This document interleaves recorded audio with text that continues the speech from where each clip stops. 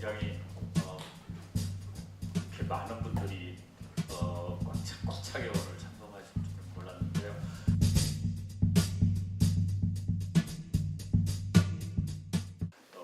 뭐 인사드릴 때 굉장히 큰 박수, 환호로 또 환대를 해주셔서 몸도 바를 몰랐는데 제가 오늘 뒤에 이제 제 뒤에 네 분께서 구체적인 이제 사례를 말씀을 드려서 저는 이제 그런 사례들 앞에 오늘 주제인 뭐 공유 네트워크 협력과 관련된 내용들을 좀 생각할 수 있는 거리들을 이렇게 중심으로 해서 발제를 준비를 했습니다. 저는 대학에서 건축을 가르치고 있는데 2002년부터 걷고 싶은 도시 만들기 시민연대, 저희가 약칭으로 도시연대라고 하는데요. 아마 시청 앞 광장이라든지 인사동의 여러 가지 작은 가게 살리기 운동, 주민 참여 디자인 뭐 이런 활동들을 해오고 있는 시민단체고요.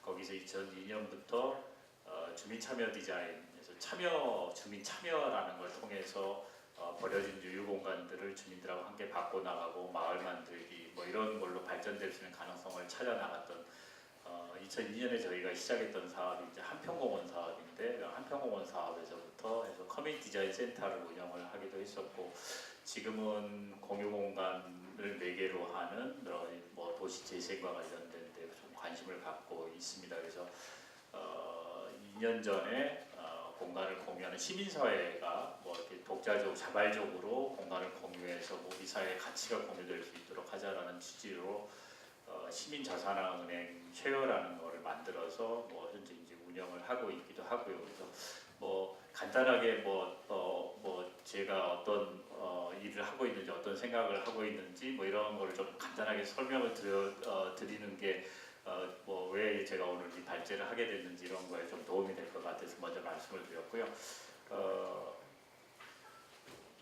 오늘 이 열린 포럼의 키워드는 크게 세 가지입니다. 공유, 네트워크, 협력인데요. 뭐 관련돼서 이 세 가지 키워드와 관련돼 가지고 뭐 제가 관심 있게 뭐 이렇게 지켜봤던 사례나 아니면은 그런 사례를 통해서 우리가 조금 끄집어내려고 끄집어낼 수 있는 이야기들을 중심으로 정리를 했습니다.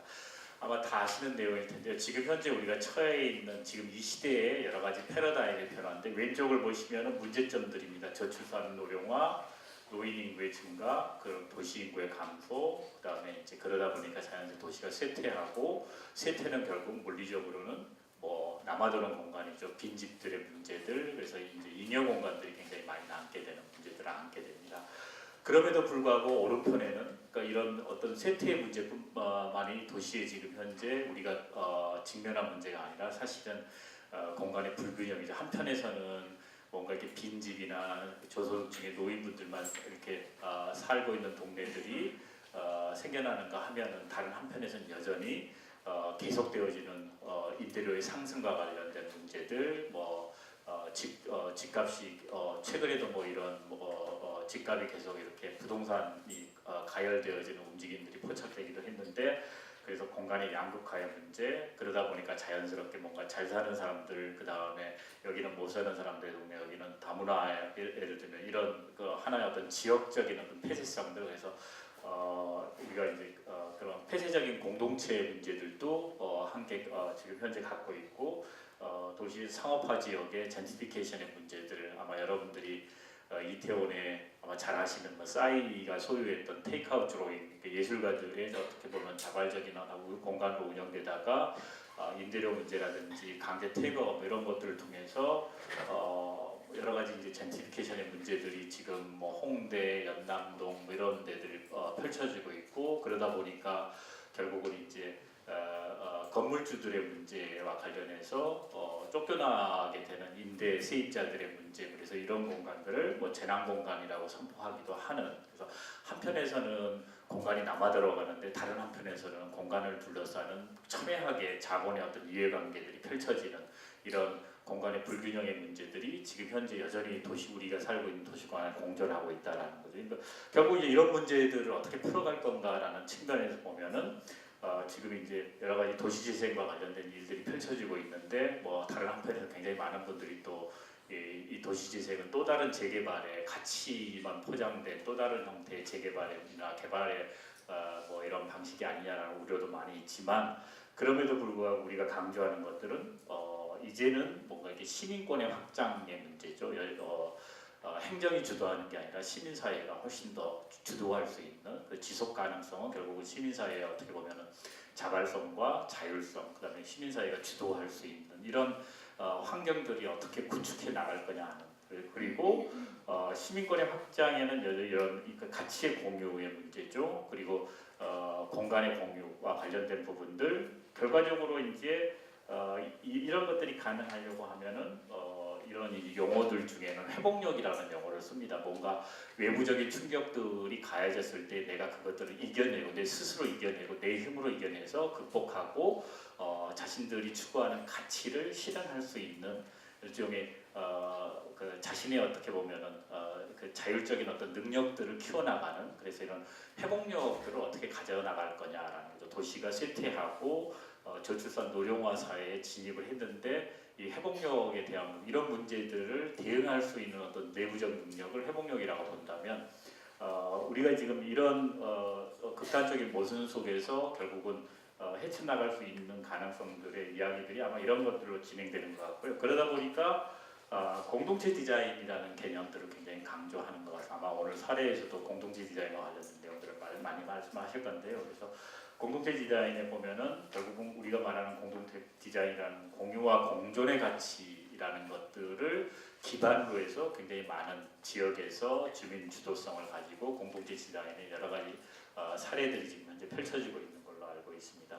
공동체 디자인이라는 것은 결국은 인간에 대한 애정이라는 것을 기본적인 그 밑에 깔려 있는 기저에 깔려 있는 가치는 결국은 인간에 대한 애정이다라는 걸로 아마 이야기할 수 있을 것 같은데, 그 인간에 대한 애정이라는 것을 좀 더 구체적으로 풀어서 보면 함께 사는 삶이죠. 자신에 대한 삶에 대한 부분들을 깨달으면서 함께 사는 삶에 대한 공유의 가능성을 어떻게 마련할 거냐. 그 다음에 이렇게 함께 사는 삶을 위한 공유의 가능성들이 다양한 가치가 공존할 수 있도록 공간 환경들을 또 어떻게 만들어줄 거냐. 그러니까 앞에 말씀드린 거는 결국은 이제 공존의 어떤 삶의 문제라면, 그 아래에 있는 거는 그런 삶들이 공존하면서 각각이 갖고 있는 삶의 가치가 서로 공유될 수 있도록 할 수 있는 공간 환경, 이쪽이 이제 터의 문제일 수도 있는 것 같습니다. 그래서 이런 것들이 결국은 우리가 이제 공동체 디자인으로 향해 나가는 길이고 세상을 바꾸는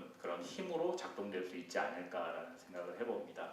앞에 말씀드렸던 것처럼 공동체를 디자인한다라는 건 결국 삶과 터에 대한 문제를 고민하고 그것들을 끌어안는 건데, 삶과 터의 문제인데 그 삶의 문제, 터의 문제에 굉장히 중요한 부분은 이 둘의 관계인 것 같아요. 어떤 경우는 삶을 담아주는 터가 굉장히 어떻게 보면 불편할 수도 있고, 혹은 그 터 안에 담겨져 있는 삶의 끊임없는 어떤 이해관계 갈등들이 노출되기도 하고, 그래서 우리가 이 삶과 터의 관계를 어떻게 디자인하느냐 하는 거가 결국은 공동체 디자인의 과제로 보여지는데, 삶과 터를 관계를 디자인한다라는 건 결국은 삶을 디자인하는 것, 그 다음에 터를 디자인하는 것, 이 두 가지를 바탕으로 하고 있고요. 삶을 디자인한다라는 것은 결국은 개인의 삶의 만족도를 높이고 또 함께 사는 삶의 기쁨을 어떻게 개인의 삶의 만족도 안에서 이런 기쁨들을 만들어낼 수 있는가 하는 문제로 보여지고,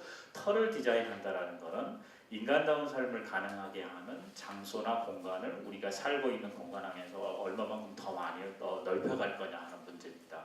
그리고 인간다운 삶뿐만 아니라 함께 사는 삶의 가능성들을 열어줄 수 있는 그런 어떤 공간들을 우리 사회들이 얼마나 더 많이 가질 수 있을까. 그래서 공유할 수 있는 가치를 만드는 장소와 공간을 디자인하는 거다라고 이야기할 수 있을 것 같은데, 그런데 이제 우리가 실제로 지금 해왔던 일들을 한번 좀 성찰을 한번 해보면 과연 우리는 어떻게 해왔을까. 이론적으로는 이런 이야기를 할 수 있지만 정작 우리가 하고 있는 일들을 보면은 우리가 하는 공동체 디자인, 도시재생이나 이런 여러 가지 사업들이 곳곳에서 펼쳐지고 있는데, 이 사업들을 들여다보면은 사람과 시간이 아니라 결국은 사업과 예산으로 성과 만들기에 굉장히 급급한 거가 아닌가라는 생각이 좀 듭니다. 한 예를 들어보면 자료는 2015년도에 국회 상임위원회에서 중기청 거기서 이제 제출받은 자료들 우리나라의 전통시장 활성화입니다. 여러분들도 지역마다 전통시장과 관련된 도시재생에 반드시 지방도시에 가면 전통시장이 하나씩 다 끼어 있기도 한데요. 우리나라가 2001년부터 12년 동안에 걸쳐서 전통시장 활성화 명목으로 시설 현대화 등에 3조 5천억 원이라는 돈을 쏟아부었습니다. 이 12년 동안에 3조 5천억이 투입이 된 기간 동안을 한번 보니까 2001년에 전체 전통시장의 매출이 40조였는데 12년이 지난 2013년도에 매출은 20조 7천억 원으로 대략 반토막이 났습니다. 3조 5천억이 전통시장에 12년 동안 들어갔는데 매출은 반토막이 났다는 거죠. 그 다음에 전통시장은 2005년도 기준으로 1660곳이었는데 2010년도에 1517곳으로 143개 정도가 감소했으니까 매출은 반토막 나오고 그러다 보니까 전통시장이 감당이 안 되니까 전통시장 자체가 문 닫는 것도 많이 생기고 전통시장 안에 빈 가게들이 자꾸만 늘어나가는 문제들이 생겨납니다. 왜 이런 일들이 벌어질까라는 걸 한번 제가 생각해 보니까 결국은 우리가 해오는 방식들은 우리들이 첫 번째 이슈입니다. 이런 주민들의 삶의 문제를 들여다보는 우리가 도시재생이나 공동체 디자인 단계에서 대부분 이 3단계를 거칩니다. 개념화답니다. 예를 들면 중앙부처에서 뭔가 사업들을 진행하려고 하면은 이 사업을 왜 해야 되는지, 이 의미가 뭔지 이런 개념화 단계입니다. 그러면 저 같은 전문가들이 불려가서 몇 차례 자문회의를 합니다. 전통시장 활성화를 하고 싶다. 또 전통시장 활성화와 관련돼서 전통시장과 관련된 어떤 접근이 필요한지, 그 다음에 뭐 이런 활성화를 하기 위한 개념적인 어떤 뭐가 필요한지, 제도, 예를 들면 그런 어떤 개념화에 대한 것들이 수립이 되면 그 다음에는 법적 근거를 만들어냅니다. 특별법을 만든다든지 뭐 이런 제도화를 해냅니다. 제도의 근거에서 예산을 확보하죠. 그 예산을 갖고 뭘 하냐면 사업을 합니다. 결국 마지막에 우리들의 삶의 현장인 지역 공동체에 떨어지는 것, 지역 공동체하고 만나는 것은 사업으로 만납니다. 결국은 개념화, 제도화, 사업화 단계를 이렇게 3단계로 거쳐가면서 실제로 존재하는 우리가 말하는 소위 팩트로서 존재하는 우리들의 삶의 문제가 자꾸 왜곡되기 시작합니다. 그리고 가치 영역은 굉장히 줄어들게 되는 거예요. 그러니까 개념에서 이야기하는 거가 제도로 만들어질 때 결국은 이렇게 보시면 될 것 같아요.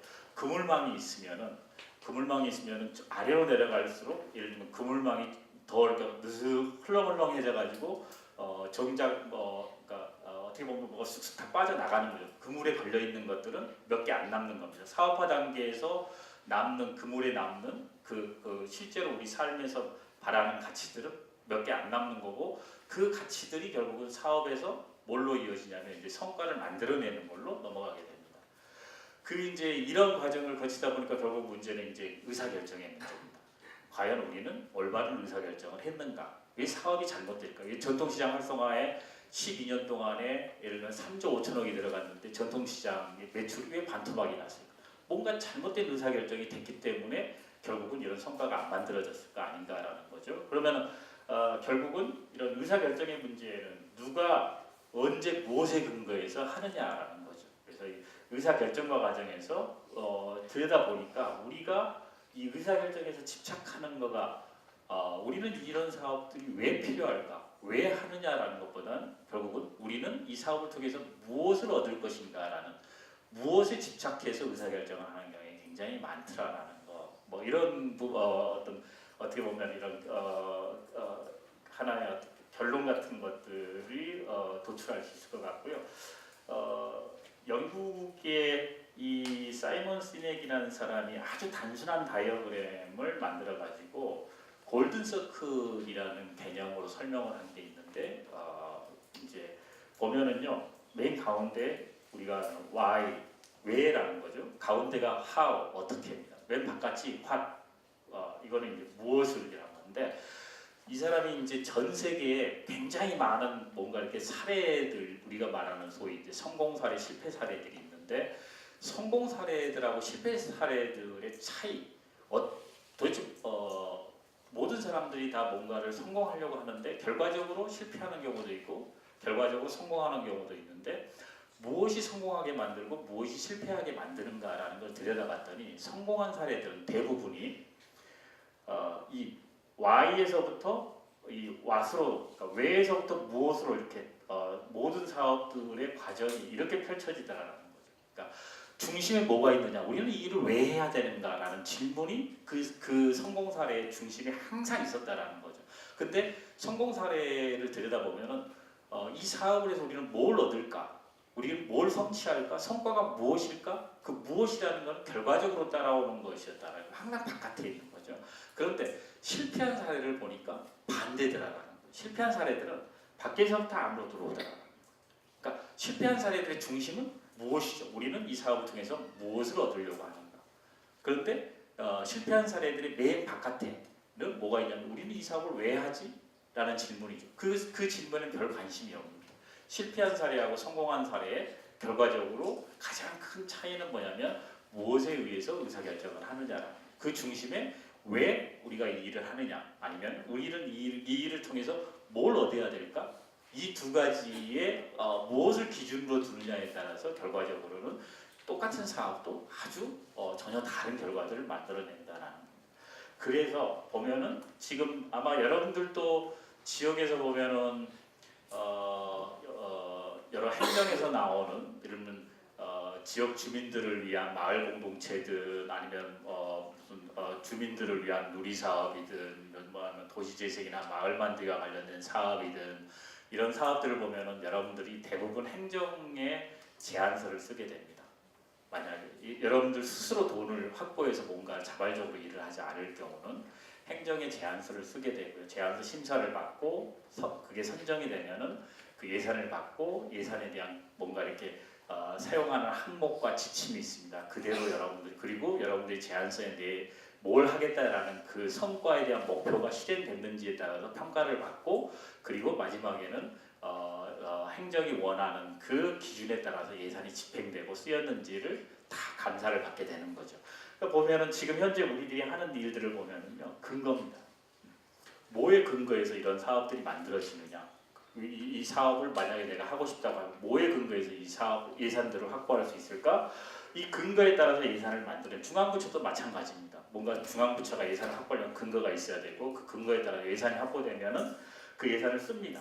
그 예산을 쓰게 되면 이 예산이 그 근거의 지침에 따라 제대로 쓰였는지 결국은 사람들은 항상 두 가지에 연연합니다. 감사와 성과입니다. 이 돈이 뭔가 이렇게 허투루 쓰이지 않았느냐 행정이 말한 그 틀에 맞춰서 그게 이제 하나가 감사고 두 번째는 성과입니다. 돈이 들어갔으니까 거기에 걸맞는 성과를 만들어냈느냐 이 두 가지에만 관심이 있는 겁니다. 결국은 지금 현재 대부분 우리들이 하고 있는 사업들의 의사결정이 이 틀 안에서 대부분 된다는 건데 어떻게 보면은 이 틀 안에서 항상 꿈틀거리면서 이거에 저항하거나 아니면은 항상 불만이 생겨나는 또 다른 반대편에는 욕망이나 의지나 실험이나 아니면은 가치 뭐 이런 것들이죠. 내가 하고 싶은 것들을 마음껏 해보고 정말로 돈이 그 사업이 되느냐 안 되느냐 결정하는 게 아니라 우리들의 의지가 그것들을 결정하고 그 다음에 되든 안 되든 뭔가를 실험해 보는 거죠. 한번 실험해보고 그 다음에 거기에 따른 가치나 의미가 중요한 거지.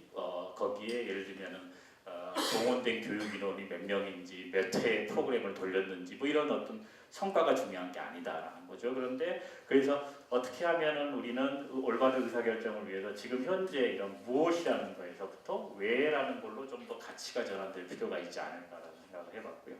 세 번째 있습니다. 최근에 경제부총리로 임명된 김동연 부총리가 아마 썼던 책에서도 나왔던 주장했던 내용이기도 한데 볼링에 보면은요 볼링은 핀이 10개로 되어 있습니다. 그 스트라이크를 칠 때는 보면은 이렇게 삼각형으로 되어 있는데 속에 딱 들어가서 숨어 있는 볼이 5번 핀입니다.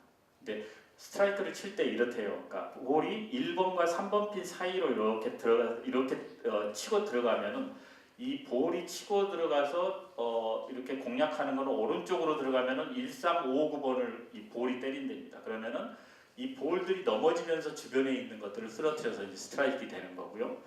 왼쪽입니다. 1번과 2번으로 볼이 들어가면은 그러면은 볼이 이제 치는 것들은 1, 2, 5, 8번을 치게 되고요. 그리고 그런데 결과적으로 이 볼이 칠 때 숨어있는 가운데 숨어있는 이 5번 핀인데 이거를 이제 볼링의 10개 핀 중에 킹핀이라고 합니다. 킹이라는 용어를 쓴 거예요. 이게 이제 스트라이크가 되느냐 안 되느냐 결정하니까 그래서 이제 킹핀이라는 이제 그런 명예스러운 호칭이 부여가 된 거죠. 이 5번 핀을 볼이 제대로 공략을 못하면 대부분 여러분들 볼링을 쳐보거나 보신 분들 보면은 스플릿이 났다 그러는데 양쪽에 0번하고 7번 핀이 딱 서 있는 경우들이 굉장히 많이 생긴다고 합니다. 그래서 이 스트라이크를 칠 때 이 5번 핀이라는 걸 보면은 저는 이제 이게 하나의 시스템이라고 보면은 각각 1번에서부터 핀이 10개가 아니라 9개네요. 9개인데 이 각각의 핀들은 보면은 의사결정의 변수입니다. 근데 우리가 어떤 일들을 할 때 의사결정을 하려고 하면은 눈에 보이는 이렇게 뻔히 보이는 어떤 변수들도 있지만 5번 핀처럼 전혀 눈에 보이지 않는 핀들도 있다라는. 근데 이런 핀들이 좀 전에 말씀드린 그 스트라이크가 나려면 그 핀과 핀들의 연쇄작용들이 필요하다라는 거죠. 그러니까 볼을 여기서 굴려가지고 9개 핀을 볼이 다 쓰러뜨릴 수는 없다라는 거예요. 결국은 이게 이제 뭐냐면 네트워크와 협력의 문제라고 이야기할 수 있을 것 같아요. 그런데 우리가 사업을 하다 보면 이 9개 핀 중에 어떤 경우는 공간이 결국은 5번 킹핀의 역할을 하는 경우도 있어요. 숨어있는 의사결정의 변수가 공간이기도 하고 어떤 경우는 주민 조직이기도 하고 어떤 경우는 어떻게 보면 컨텐츠이기도 하고 어떤 경우는 주민들 간의 이해관계이기도 하고 어떤 경우는 협력, 행정하고의 어떤 협력의 문제 뭐 이런 것들이 5번 핀, 킹핀의 비밀을 갖고 있는 경우도 있다라는 거죠. 그래서 우리가 올바른 의사결정을 하려고 하면은 이런 숨어있는 킹핀이 뭔가라는 것을 정확히 파악할 필요가 있다라는 것을 좀 말씀드리고 싶고요. 그 다음에 이제 공간과 관련해가지고 이야기를 할 때 우리는 대부분 공간을 거점 공간이라고 이야기를 많이 합니다. 공간이 거점이 필요하다라는 건데 실제로 거점이라는 거의 단어의 뜻은 네트워크입니다. 내가 어떤 뭔가 하나가 거점으로서 역할을 한다라는 거는 그게 그 공간을 사용하는 사람들하고의 네트워크가 만들어지거나 아니면 그걸 공간을 중심으로 지역의 다른 공간들이 연결된다라는 결국은 거점은 네트워크이다라는 거고요. 그래서 공간 하나가 거점으로서 역할을 하는 게 자산이 아니라 우리가 만들어내야 되는 지역에서 공간의 자산은 네트워크이다라는 겁니다. 그래서 소유에서 공유로 넘어가는 사회에서 공간 상품이 공간 플랫폼의 형태 뭐 이런 이야기를 많이 하고요. 그래서 하나의 거점이 아니라 그런 삶의 관계망들을 이어줄 수 있는 공간 네트워크를 어떻게 만들어 나가느냐가 결국은 우리가 공간을 마을에서 자산화하려고 할 때 굉장히 중요한 포인트다라고 생각을 합니다. 그래서 그런 공간을 자산화해서 삶이 공존되고 가치가 공유돼 가지고 이 공간이 결과적으로는 시민 자산화의 하나의 어떤 아까 말씀드렸던 5번 핀의 그런 어떤 역할을 한다면 협력적 소비의 마을의 어떤 사회적 경제 형태로 넘어갈 수 있지 않을까. 간략간략하게 이제 뭐 사례를 좀 설명을 드리면은요. 미국의 코워킹 스페이스 요즘 공유 공간 많이 하는데 2020년 정도 되면 소위 이제 일하는 사람들의 비율 중에 앞으로 한 40% 정도가 이제는 프리랜서 혼자 그냥 노트북 들고 여러분 잘 아시는 뭐 스타벅스나 뭐 이런 데 가서 일하기도 하고 하는 그 인터넷망에 의해서 온라인상에서 일하는 사람들이 이제는 뭐 직장에 취업해갖고 매일 출근하는 사람들의 거의 비슷할 정도로 육박하게 된다는 거죠. 그게 멀지 않은 시기입니다. 2020년은 이게 이제 사회 변화의 예측인데 그런데 이런 사람들이 늘어나면서 최근에 이제 이런 전 세계 네트워크 공간들을 갖고 있는 더 허브와 우리나라에도 굉장히 많은 이제 이런 코워킹 스페이스들이 많이 생겨나고 하는데 이 더 허브와 같은 공간을 간단하게 소개를 해드리겠습니다. 이 공간을 공유하는 거의 목표는 임팩트입니다. 뭔가 이렇게 우리가 공간을 공유해서 사람들의 삶에도 임팩트, 영향을 주고 그 다음에 지역사회에도 영향을 주고 그 다음에 사람들이 살아가는 데에서 뭔가 이렇게 삶의 어떤 가치나 질의 향상 여기에도 어떤 영향을 줄 수 있는 공간이 그런 영향을 줄 수 있으면 좋겠다라는 걸 지향하면서 이런 공간들을 활용을 하고 있고요. 한 예로 샌프란시스코에 있는 더 허브인데 이 아마 여러분들이 창조도시, 창조계급 뭐 이런 벌써 한 2010년대 뭐 그 원저리에서 우리 사회에 굉장히 많이 유행됐던 뭐 2000년대 후반 정도에 나왔던 개념이긴 한데 미국에서 가장 창조성이 높은 창조 도시를 꼽으라고 하면 샌프란시스코를 꼽습니다. 샌프란시스코에 운영되고 있는 더 허브인데 여기는 뭐 지금 현재 공간이 이렇습니다. 이런 3층짜리 건물을 이렇게 사용하고 있는데 공간은 굉장히 이렇게 유연하게 사용이 되고 있는데 이 공간은 무료입니다.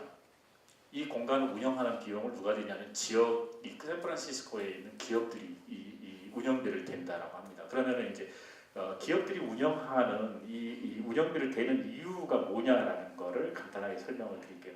이런 공간에 들어오면 굉장히 다양한 직업군에 있는 사람들이 몰려듭니다. 코워킹 스페이스의 원은 이런 프리랜서들이 왜 코워킹 스페이스에 와가지고 일을 하느냐라고 했더니 이런 자기와 비슷한 생각을 갖고 있는 이런 전문가들하고의 네트워크가 만들어지고 이들하고 뭔가 의기투합을 해가지고 다양한 어떤 사업거리들을 만들어내는 거 이게 가장 큰 코워킹 스페이스의 매력이다라는 이야기를 이제 미국의 코워킹 스페이스에 이용하는 프리랜서를 상대로 인터뷰를 해보니 그런 결과가 나왔는데 이들이 하는 일들이 바로 그런 겁니다. 그래서 지역사회입니다. 지역사회의 여러 가지 현안들을 착안해서 서로 다른 분야에 있는 사람들이 모여서 뭔가 우리가 지역사회에 함께 할 수 있는 일들이 뭘까를 소위 말해서 이제 꼭 뭔가 이렇게 판을 벌려나가는 거죠. 그렇게 이런 판들을 벌려나가면 자신들이 그런 것들을 제안한 거를 돈이 없으니까 어디다 제안하냐면 샌프란시스코에는 여러 가지 해당되어지는 기업에다가 제안을 합니다. 기업이 입장에서 보면은 자신들이 뭔가 이렇게 아이디어들을 개발해서 그 회사가 자꾸 새로운 상품이나 뭔가 이렇게 가치를 만들어내는 일을 지역사회에 하려고 하는데 그런 일들을 하려면 기업이 모든 사람들을 다 고용을 해가지고 그런 일들을 할 수 있도록 만들어줘야 되는데 오히려 그 샌프란시스코에 있는 그 회사들은 그냥 운영비의 n분의 1만 되는 겁니다. 그 n분의 1만 되면은 이 코워킹 스페이스에 전국에서 모든 사람들이 몰려들어서 자신들이 알아서 뭔가 하고 싶은 일들을 이렇게 꾸미고 그렇게 해서 제안해가지고 지역사회와 결합될 수 있는 일들을 뭐 민간 기업에다가 제안해가지고 일들을 하기도 하고 행정에 제안해서 하기도 하고 이런 일들이 펼쳐진다는 거죠. 결국은 그 지역의 이런 다양한 형태의 뭔가 창의적인 어떤 계층들이 지역에 들어와서 지역사회에 관련된 관심을 갖고 지역사회를 바꿔나갈 수 있는 일들을 할 수 있는 그 가능성들을 이런 공간을 공유할 수 있는 코워킹 스페이스가 만들어지니까 가능해진다는 거죠. 그래서 기업들이 코워킹 스페이스 운영비를 대는 이유가 바로 여기에 있다는 거고요. 일본의 시나가와 게스트하우스, 요코하마에 있는 시나가와 게스트하우스에 사는데 우리도 게스트하우스들이 굉장히 많이 있습니다. 그런데 게스트하우스를 가보면은 뭐든지 다 사람들 경쟁이 되다 보니까 그 게스트하우스에서 사람들을 끌어모아서 그 안에 굉장히 뭔가 이렇게 식당도 자체적으로 운영하고 이런 일들을 많이 합니다. 닫혀 있는 게스트하우스 굉장히 많은데요. 이 시나가와 게스트하우스 젊은 청년이 마을에 들어가서 나는 게스트하우스를 열고 싶은 꿈이 있는데 돈은 안 퍼놓고 마을에 들어갔어요. 마을 주민처럼 일단 살아야지 마을에 대해서 파악이 되니까 그래서 한 6개월 정도를 지역에서 그 마을에서 주민들이 축제할 때 축제 기획도 도와주고 이렇게 하면서 주민처럼 살게 됩니다. 그러니까 젊은 청년이 뭐 자기 마을에 들어와가지고 뭐 하는 일 없이 사니까 주민들이 궁금해서 너는 우리 마을에 왜 여기 들어와서 사니? 아 자기는 이 마을에 꼭 게스트하우스를 열고 싶다. 그래서 자기가 이 마을에 지금 일단 살고 있다. 그렇게 해서 이제 주민들하고 이렇게 이제 함께 6개월 정도 살다 보니까 친해진 거죠. 이 청년. 그래서 이제 그 중에 어느 한 마을 주민이 너가 마을 게스트하우스를 열고 싶으면 그럼 돈은 있냐? 이렇게 물어보고 돈은 없는데? 뭐 돈 어떻게 열래? 내가 그러면 돈을 한번 대줘볼게 한번 해볼래? 한 70%를 마을 주민이 돈을 대기를 한 거예요. 그래서 30%를 자기가 돈을 끌어온 거예요.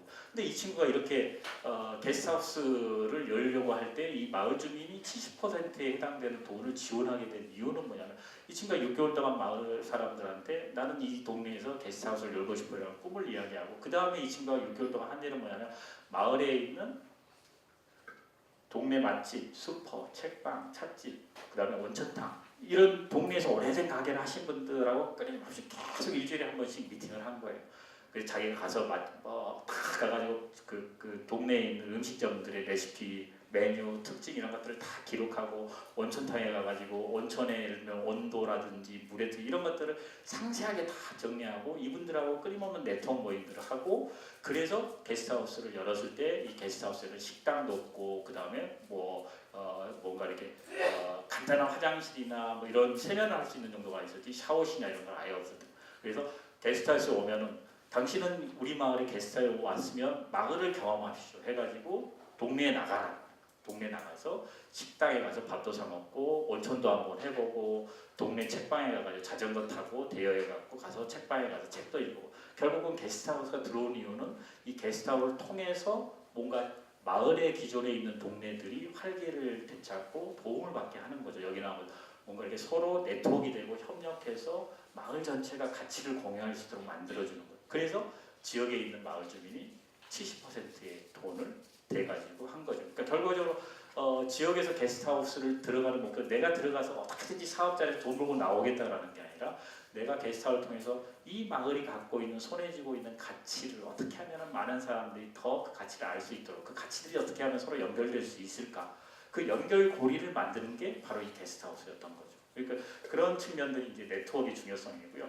마포에 지금은 운영되고 있지 않지만 시민문화 차원에서 진행됐던 게 이제 가제트 공방이라는 건데 이거는 이제 가제트라는 목수가 있었어요. 1층에 목공방이 있었고요.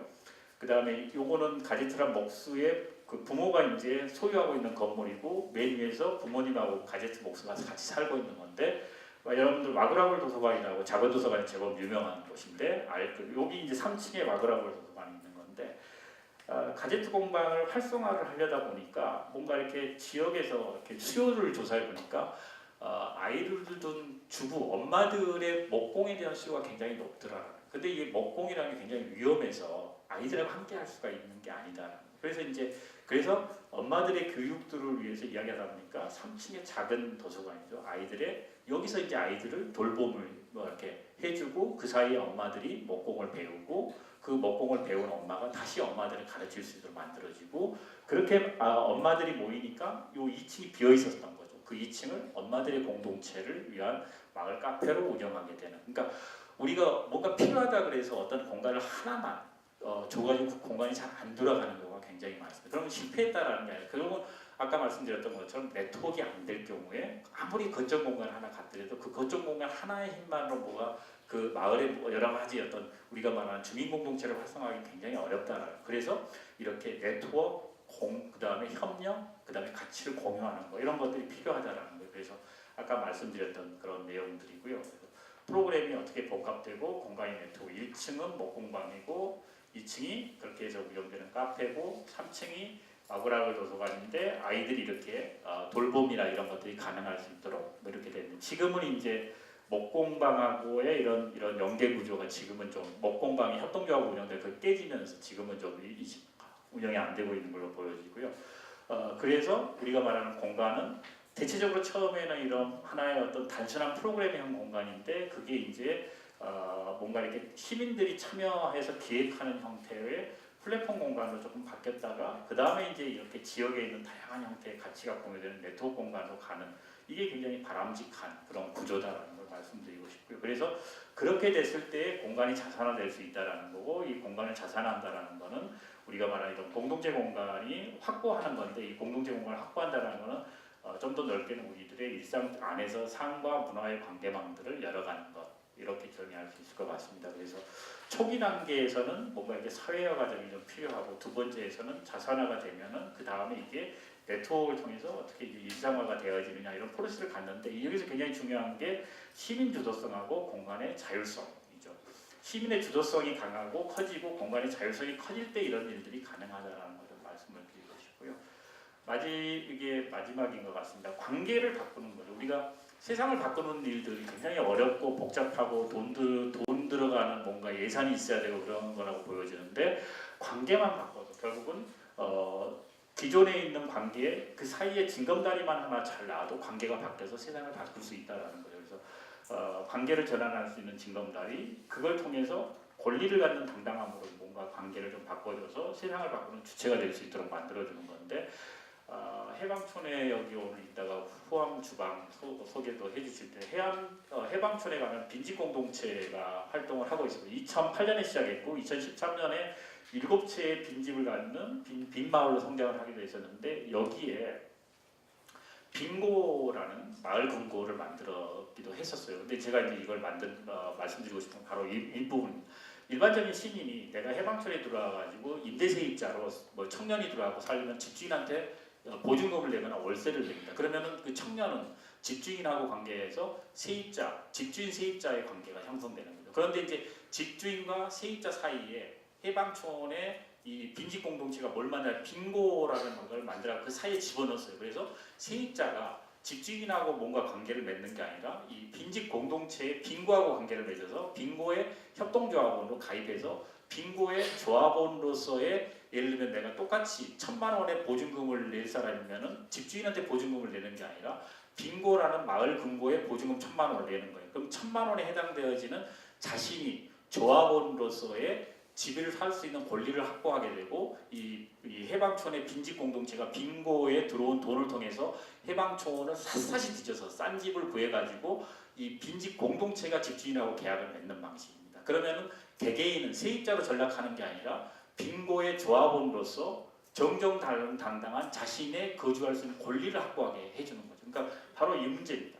그래서 자본과 건물주하고 관계가 되면은 영원한 세입자가 되는 거지만 자신이 이 꼬면뱅크인 빙고에 자신이 출자금으로서의 보증금을 넣으면은 그 이 출자금을 통해서 이 빙고에 의해서 확보되어지는 해방촌의 빈집 공동체에 들어가서 사는 조합원으로서 지분과 권리를 확보하게 된다라는 거죠. 그러니까 이거는 돈은 똑같이 들어요. 1,000만 원을 받아가지고 하는 건데 관계를 이렇게 살짝 바꿔주니까 이 사람이 세입자냐 아니면 조합원으로서의 내가 자본주의가 첨예한 이 도시에서 정정당당한 주거권을 확보할 수 있는 사람으로 바꿔주는 거예요. 이런 문제들은 관계만 살짝 바꿔줘도 가능한 일이라는 거고요. 마지막입니다. 마포 민중의 집에서 재작년으로 알고 있는데 굿바이라는 우리나라 처음에 공동체 이익회사라는 걸 만들었어요. 공동체 회사라는 게 다 뭔가 이렇게 선의의 좋은 가치로 돈도 못 벌고 뭐 이런, 항상 보면은 뭔가 재능 기부해야 되고 이렇게만 생각하시는 건데 그렇지 않다라는 거예요. 공동체 이익회사를 만들어 가지고 뭘 했냐면은요, 핸드폰 대리점인 피플 모바일이라는 온라인 쇼핑몰을 만들었어요. 여기 보면은 휴대폰인데 시민단체 대리점에서 개통, 이런 여러분이 똑같습니다. 뭐 그냥 일반 LG 대리점에 가서 휴대폰 개통하는 거하고 똑같은데 그거를 온라인 대리점을 통해서 개통을 해주고, 개통을 해주면은 보통 여러분들이 거기에 이제 개통을 했을 때 대리점이 가져가는 돈이 한번 개통하면 예를 들면 한 20만 원 정도가 된다고 하면 그 20만 원에 해당되는 돈 중에, 그러면 그거를 이 온라인 대리점에서 만약 여러분이 그걸 개통해주면 그 20만 원 중에 30%는 온라인 쇼핑몰이라든지 이런 것들 운영하는 비용으로 가져가고 70%를 내가 마포에 있는 지역 단체를 지정을 해줘요. 여기에 기부를 해주세요. 그러면은 내가 어차피 똑같이 핸드폰을 개통을 하거나 바꾸거나 할 때 거기에 들어가는 대리점의 스스로의 몫의 70%가 지역단체 기부가 되는 겁니다. 그래서 2015년 5월에 시작을 했고요. 170개 단체가 지정을 받았고 그 지정받은 단체한테 이 피플 모바일을 통해서 3,500만 원 정도가 기부됐다고 합니다. 어차피 똑같은 소비를 하는 거예요. 똑같은 소비를 하는 건데 그 소비에 대한 거기서 나오는 이익을 누가 가져가느냐인데, 그 이익을 예를 들면 이런 시민단체가 공동체 이익회사를 만들어가지고 그 이익의 일부가 결국은 내가 소비가 좀 더 착한 소비가 될 수 있도록 만들어주는 겁니다. 그렇게 이제 이렇게 해갖고 여기는 지금 뭐 반려동물들의 협동조합도 만들어가지고 그런 반려동물들의 사료를 개발하고 그래서 한 1억 5천 이상의 뭐 수익을 만들어내는 일들까지도 하고 있습니다. 그래서 뭐 이게 이제 아까 말씀드렸던 거고요. 그래서 아마 시간이 조금 초과되긴 했는데 제가 오늘 말씀드리려고 했던 거는 앞에 이제 뒤에 이제 4개의 여러 가지 지역에서의 개별적인 어떤 좀 다른 성격의 사례를 아마 들으실 텐데 그 앞에서 오늘의 주제인 공유와 네트워크와 협력과 관련돼 가지고 뭔가 이게 우리가 조금은 좀 한 번쯤은 짚어봐야 되는 어떤 대목들, 그리고 우리가 굉장히 많이 고민하는 것들 중에 뭔가 이렇게 조금만 생각을 좀 바꾸면은 우리가 살고 있는 이 삶의 방식 안에서도 얼마든지 우리 세상을 바꿀 수 있는 길들이 있다라는 것들을 뭐 이렇게 좀 간단하게 좀 말씀을 드리면서 발제를 마치겠습니다. 고맙습니다.